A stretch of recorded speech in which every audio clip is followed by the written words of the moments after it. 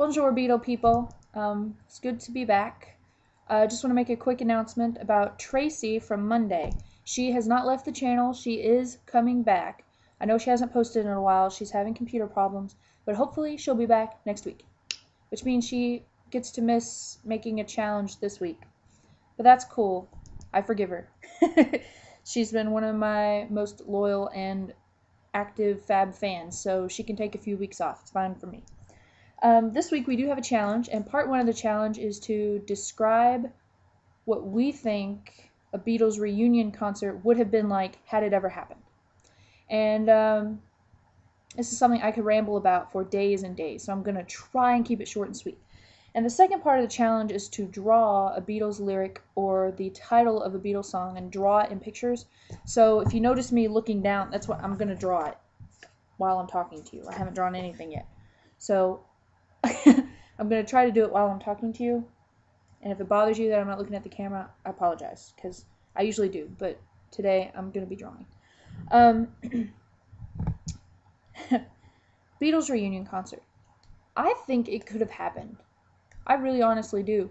Yeah, they broke up in '69, and it was 1980 when John was taken from us, but I still believe it could have happened. The main hiccup, and this is going to be contrary to what most people think, a lot of people point the fingers at George and say that George was the holdup. I don't really see that. To me, I think John was the true holdup, and not that he didn't want to do it, but that he was the most,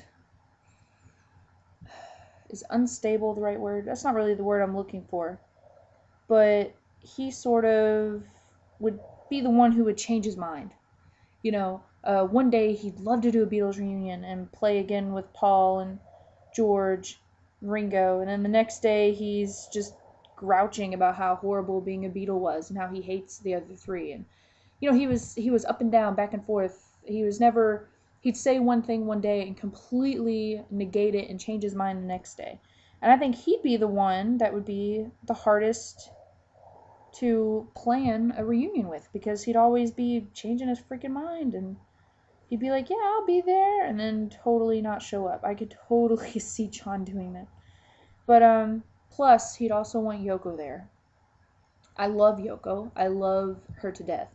But I could see the other Beatles being like, no.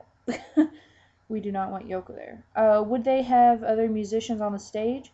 I think they would, and I think it would be a good thing. For instance, Billy Preston, you know how he came in on the, was it Let It Be stuff? And, or was he there for, what was he there for? Whatever he was there for, the rooftop concert and all that good stuff. He sort of helped to change the whole atmosphere of their working environment.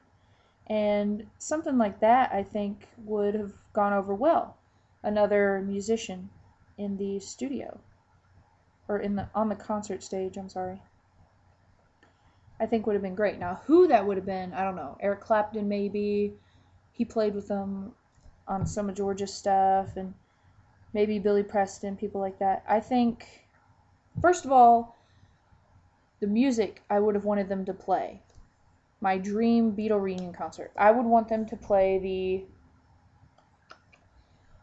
the newest stuff.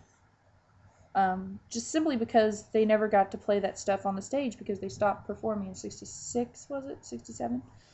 And I would really want them to do the stuff that you've never heard live. A Day in the Life. Could you imagine?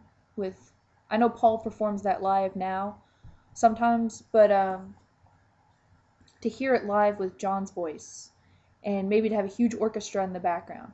But my point, the more complicated songs, they would need extra musicians on the stage, because a lot of that stuff, you know, is overdubbed or whatever. I don't know the musical terms for it, but where you have one thing,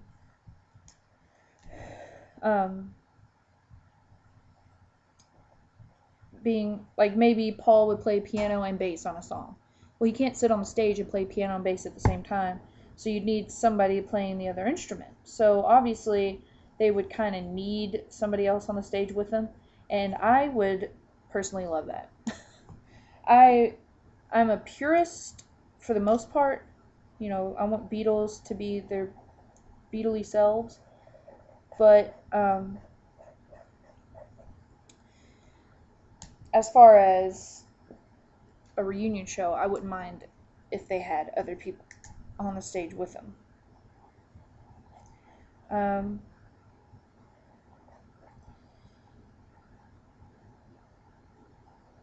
Now, Yoko being on stage. I'm thinking that would be the main holdup of the whole operation, is because we know how John is. He would have wanted her there.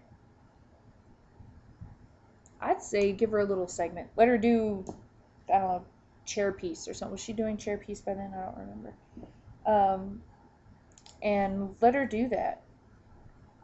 That would be kind of cool, I think.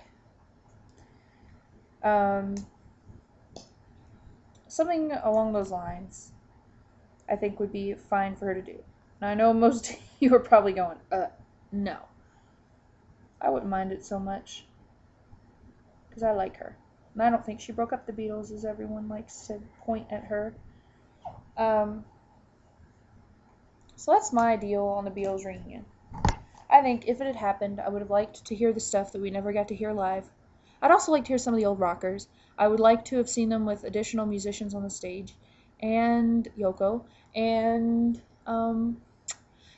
where they would have done it, I don't know, but someplace super cool, like, I don't know, a huge amphitheater or something awesome, or, I don't know, anything would have been cool. Second part of the challenge, I'm trying to cut myself short, so it's going to seem like I didn't talk about much at all, but I'm just trying not to get into too much detail.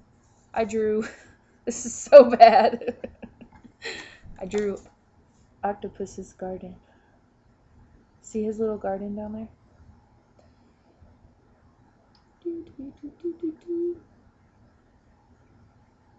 And because this video is long enough already, and you can stop anytime you want, I'm going to tell you where Octopus's garden came from, just for no reason other than I just drew it, and I feel like telling you. Ringo was on a boat, and they were serving him squid, and he didn't really want it.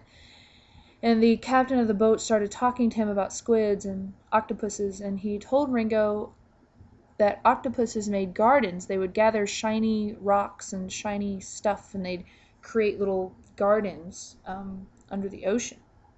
And Ringo's like, well, that's kind of cool. And that's when he wrote Octopus's Garden, so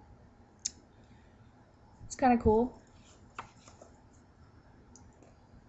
Isn't he cute? And the sea, I don't know if you can really see it, but it's green because I don't have a blue marker. So, you know, sea of green, see? It works. Octopus's garden in the shade.